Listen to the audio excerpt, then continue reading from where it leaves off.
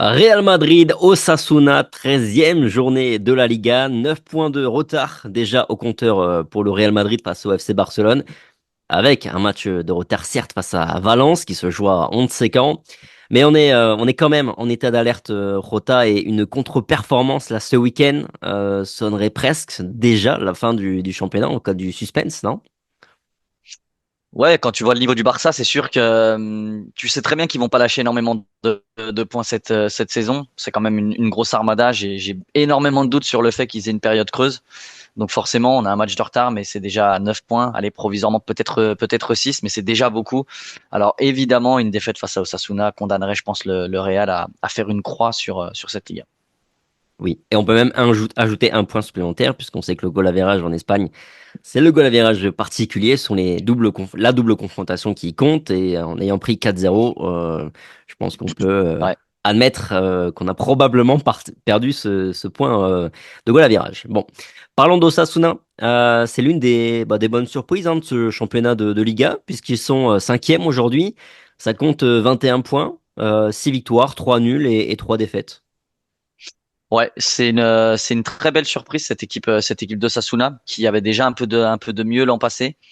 Et là, c'est une équipe qui, je pense, va se battre pour l'Europe très clairement. C'est une équipe assez équilibrée, qui a des joueurs qui arrivent à maturité et puis qui retrouve aussi un buteur qui fait beaucoup de bien. Donc forcément, ouais, c'est une équipe de Sasuna qui va bien. C'est la petite équipe révélation en tous les cas de ce début de saison. Et je serais vraiment pas étonné, comme je le disais, que ça termine en Europe et que ce soit vraiment l'équipe révélation de cette saison. Mm. Ils avaient terminé 11e la saison passée. À noter ils ont battu quand même le Barça cette saison 4-2. Alors dans un contexte quand même favorable parce que, enfin favorable. Le Barça avait fait tourner sur ce match-là.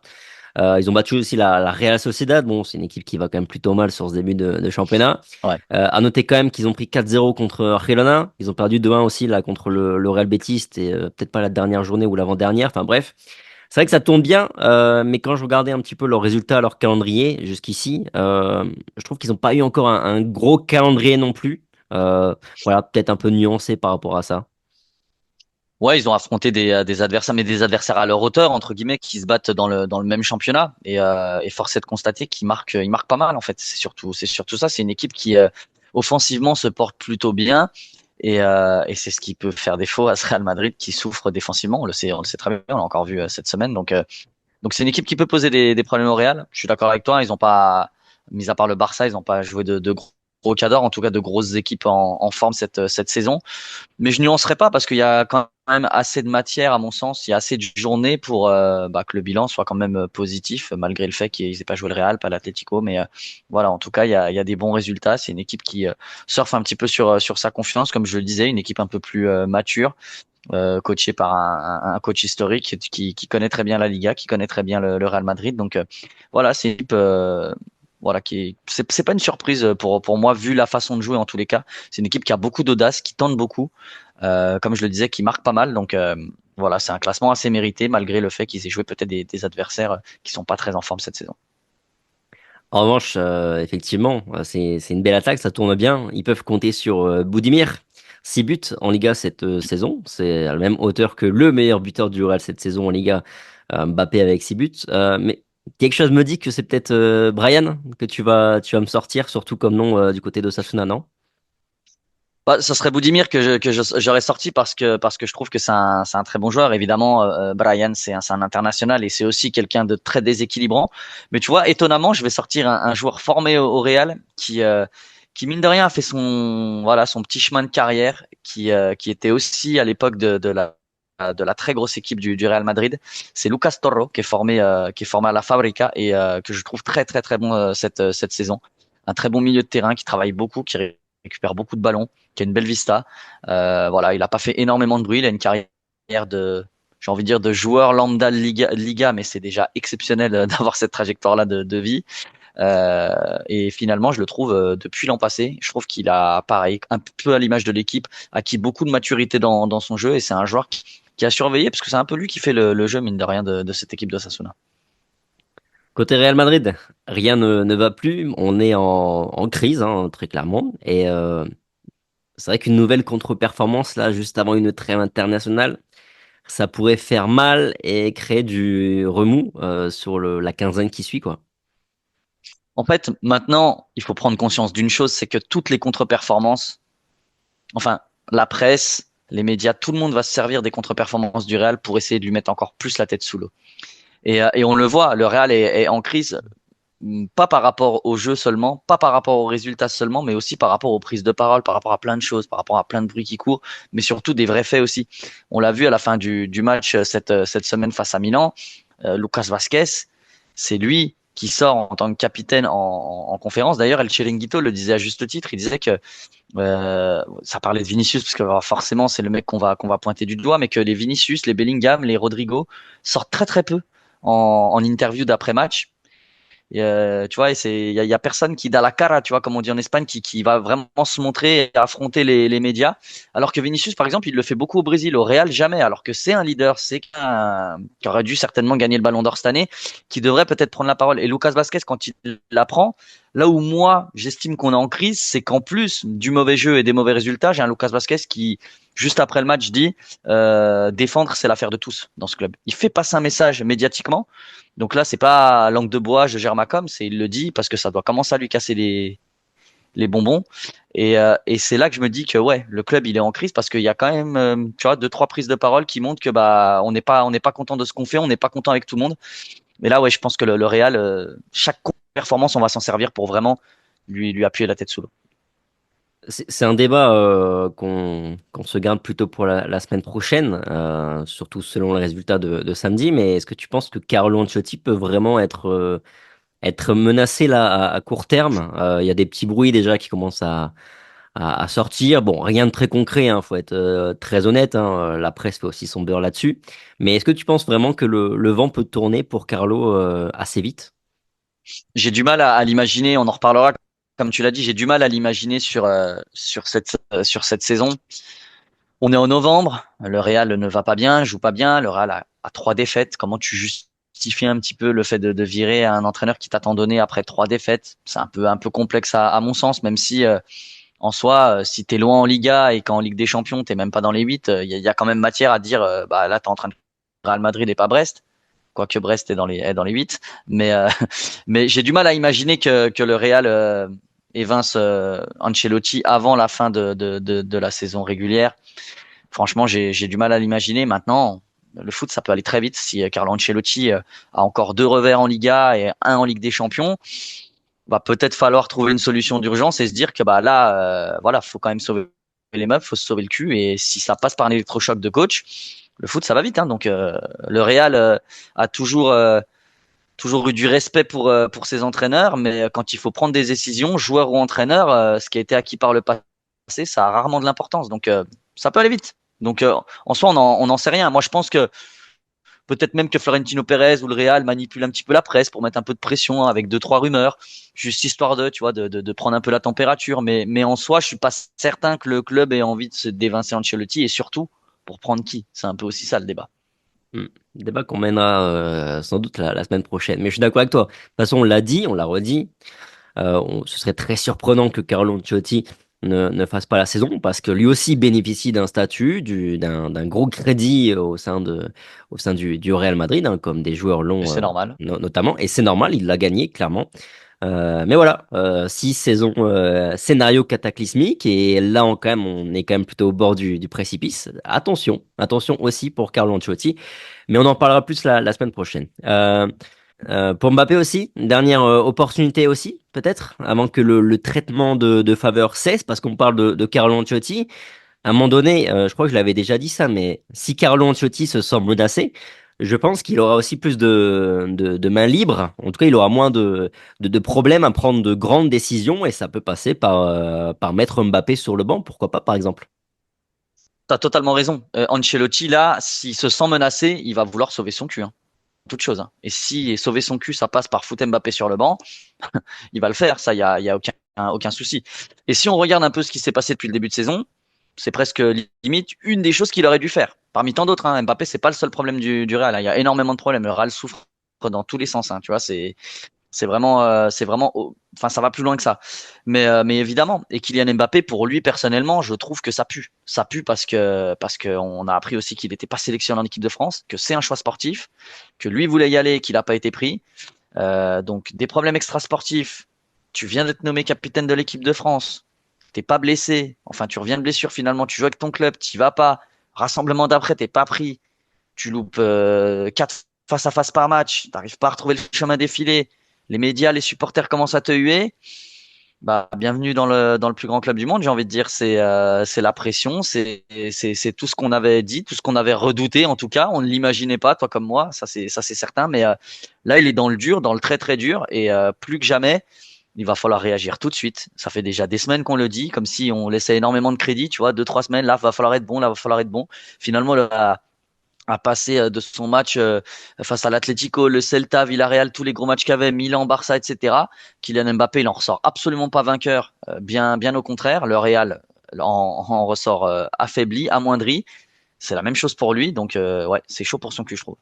Ouais, ouais, attention, ça pourrait être, je pense même la première victime finalement d'une nouvelle contre-performance du Real Madrid là incessamment sous peu, parce que comme on l'a dit, si Carlo Ancelotti se sent menacé, et il va se sentir menacé si là il y a des fêtes par exemple samedi, après il aura beaucoup moins de scrupules à prendre de grandes décisions, et on va pas se mentir, hein, en l'état, mettre Mbappé sur le banc, bah ça ferait en tout cas pas de mal à cette équipe du Real Madrid. Après, est-ce que les remplaçants feraient beaucoup mieux? Ça, c'est un point d'interrogation. Mais en tout cas, oui, attention pour Mbappé. Je pense que pour lui, le vent est proche aussi de tourner. Bon, d'ailleurs, petit point conf par rapport à ce que nous a dit Carlo Ancelotti. Il nous a dit déjà ils ont discuté avec le reste de l'équipe, ils ont analysé bien la situation, ils pensent avoir trouvé la solution. Alors attention, tout ça c'est que de la théorie, hein, il nous a bien dit, il faut le démontrer demain.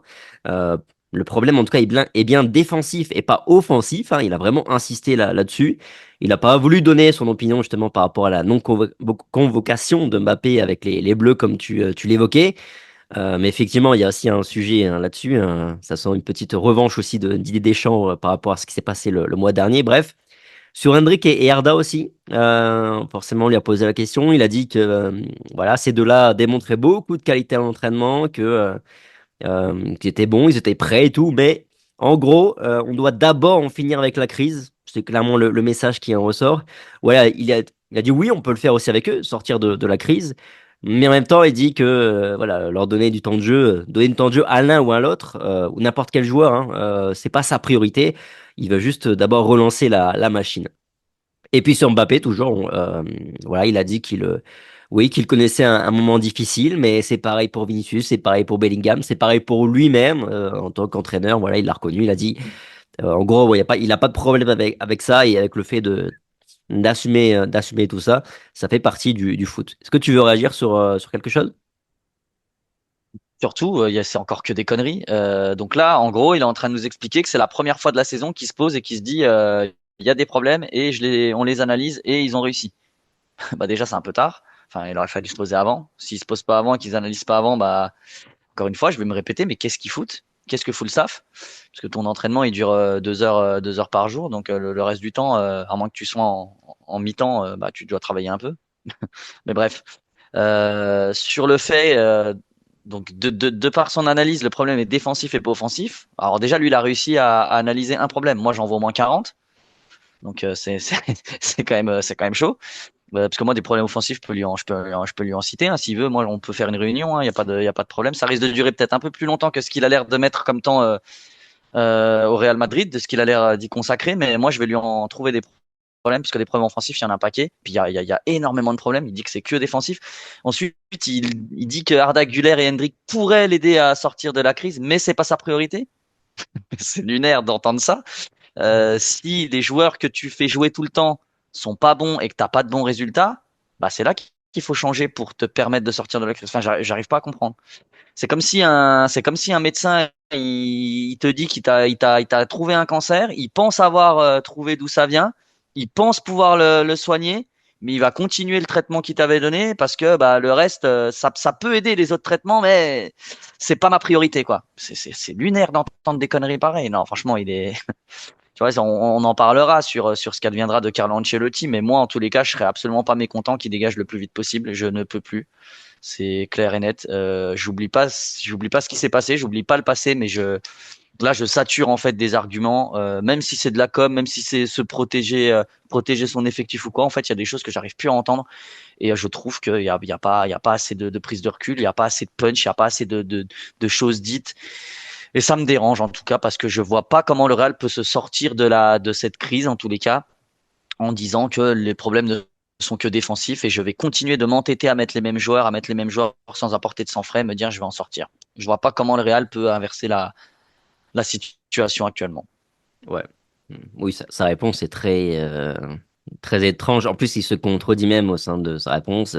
Oui, ils peuvent nous aider. Oui, ils sont prêts. Oui, ils sont très bons aux entraînements, mais c'est pas ma priorité pour l'instant, donner en gros du temps de jeu aux autres. Mais c'est ce qu'on disait Aucun de sens. toute façon. On disait ce qui a changé entre le début de saison et là sur les 5-6 derniers matchs et la disparition de Hendrik, de Arda, c'est que ben, les matchs, l'adversité a augmenté de niveau. Voilà, on affronte. Euh, voilà, factuellement, hein, des adversaires qui sont plus forts sur le papier et tout de suite, bah, il se renferme dans ses 12, 13, 14 joueurs au maximum et c'est très incohérent et très étrange parce qu'en plus, Henrik, il avait vraiment de l'impact. Hardor fait aussi des bonnes choses sur le début de saison. Enfin bref. Ouais, c'est difficilement compréhensible comme discours, même si on sait qu'il y a beaucoup de com, mais comme toi, je sature et je pense que tout le monde sature par rapport à ce discours qui sonne faux, qui n'est pas cohérent, honnêtement, même si on n'a rien à apprendre à Carlo Ancelotti. Bref. Pour revenir sur le match de demain face à Osasuna, à noter que Chouameni est absent, hein, forfait pour 3-4 semaines. Thibaut Courtois toujours out également. Carvajal aussi. David Alaba aussi. Apparemment, ça va un peu mieux pour David Alaba. Il a repris l'entraînement individuel, donc on a bon espoir de le retrouver au mois de janvier, courant janvier. Quel 11 tu veux voir, toi, demain? Alors celui que je veux voir, moi personnellement, Oui. alors je vais donner énormément de surprises et un 11 qui ne sera évidemment pas mis en place. Je veux voir Eder Militao sur le côté droit, Rudiger, Jesus Vallejo dans l'axe, ou alors vraiment, si vraiment j'essaie de rester un petit peu plus cohérent quand même. Rudiger et Militao dans l'axe, Fortea à droite, Fran Garcia à gauche, Camavinga, Valverde et Arda Güler au milieu de terrain. Bellingham également un poil devant et Vinicius Rodrigo pour démarrer avec un Hendrick qui aurait du protagonisme. Voilà, ça c'est le 11 que j'aimerais. Voilà la petite subtilité, soit Jesus Fortea et pourtant, je te l'ai dit, moi je suis pas confiant au joueur de la Fabrica et il a fait un très bon match en Youth League, mais c'est pas un joueur qui, à mon sens, est mature pour débuter. Mais j'ai envie de nouveautés. Et Lucas Vasquez, de toute façon, j'estime qu'on peut pas faire pire dans le monde professionnel actuellement en tant que latéral droit. Donc pour moi, il faut absolument pas qu'il joue. Euh, mais soit Jesus Fortea ou alors je mets Militao et franchement, je fais rentrer Jesus Vallejo. En tout cas, moi, je changerais vraiment beaucoup de choses. Que ça fonctionne ou que ça fonctionne pas, le Real a besoin de changement. Le Real a besoin d'avoir un coup de fouet. On a besoin de tout le monde parce que l'effectif il est trop court, l'effectif il est trop peu au niveau cette saison et je pense qu'il faut concerner tout le monde. Donc un peu de nouveauté, moi personnellement, ça me dérangerait pas. Hmm. Fortea, j'y avais pas pensé, tu vois. Mais maintenant que tu me dis, ouais, je trouve que c'est plutôt une bonne idée. De toute façon, il ne peut pas faire pire que Lucas Vasquez. Et on peut être que surpris positivement parce que même s'il joue et qu'il fait pas une bonne performance, bah voilà, on dira bon bah il est jeune, il est pas prêt, etc. Il y a pas de Mhm. problème. Puis comme je le disais surtout, Lucas Vasquez de toute façon, il est cata sur les deux derniers matchs, même plus, donc Ouais. il y a pas grand-chose. Là c'est d'ailleurs où l'absence de Tchouaméni est un peu problématique, tu vois, parce que moi sinon je serais parti plutôt sur Militao à droite comme toi, puis j'aurais mis Tchouaméni en défense. Après je suis Aussi, ouais, moi aussi. après, Flan Garcia, pareil. Voilà, à un moment donné, faut le relancer, faut le lancer. Et puis Mendy, il est pas bon. Donc, sanctionné aussi, hein, d'une certaine manière. Au milieu de terrain, je suis d'accord avec Mhm. toi. C'est ça. Du Camavinga, du Valverde, du Bellingham, du Arda. Et devant, sans concertation, hein, pareil. Rodrigo, Vinicius. Non seulement pour envoyer un message à Mbappé, mais aussi parce que, bah, factuellement, on a besoin de gagner ce match et que retourner avec un duo de C'est ça Brésiliens l'important. un duo de Brésiliens qui a fait ses preuves et qui a gagné beaucoup de matchs ensemble, qui ont un peu plus leur repère et tout, qui a fait plus ses preuves, qui fonctionne mieux de manière générale, tout simplement. Bah voilà, ça fait sens parce que ce match, il faut le gagner. Voilà. Après, je pense qu'on sait tous les deux que Mbappé sera encore titulaire. Je pense même que, je sais pas ce que tu en penses, mais je pense même qu'on reviendra sur un 4-3-3 pour avoir Rodrigo titulaire avec Mbappé et Vinicius. Non. Qui sautera Arda Güler. Et évidemment, moi, je pense que ce sera ça aussi, comme tu l'as dit. Mais en plus, ce que j'aime bien dans le 11 qu'on propose, même si, comme tu viens de le dire, pour moi, il n'y a aucune chance que ce soit ça. Ce que j'aime bien, c'est que en plus, ça te donne en cartouche sur le banc du Lucas Vasquez qui a quand même un profil offensif pour rentrer, du Ferland Mendy si tu dois un peu verrouiller, du Mbappé, du Hendrick, du Brahim Diaz. Donc offensivement, tu as de la matière, du Ceballos Modric au milieu de terrain s'il faut apporter quelque chose. Je trouve que qualitativement, tu as des joueurs qui peuvent entrer et faire des différences sur de la courte durée en récompensant les joueurs qui sont le plus en forme, on va dire, sur la saison et puis en donnant du temps de jeu à ceux qui n'en ont pas et qui en mériteraient. Moi, c'est un peu comme ça que je le vois. On sait très bien malheureusement que le conservateur Car ne fera pas ça, mais moi, c'est ce que j'aimerais voir en tout cas, ouais, clairement. Mm. Ouais, plutôt d'accord. Tu vois, on le met tous les deux, on lui donne encore beaucoup de crédit aussi, mais Bellingham, tu vois, c'est pareil. Le mettre un petit coup sur le banc et mettre pourquoi pas un Arda titulaire aussi, ça peut être aussi un bon Ça, c'est clair. électrochoc. Bon, dites-nous, vous, dans les commentaires, laquelle 11 vous aimeriez voir demain face à Osasuna. Sur ce, passez une bonne journée, bonne soirée, prenez soin de vous, bon week-end, et puis on se retrouve normalement, si tout se passe bien, après le match face à Osasuna pour le débrief. Allez, ciao! Ciao.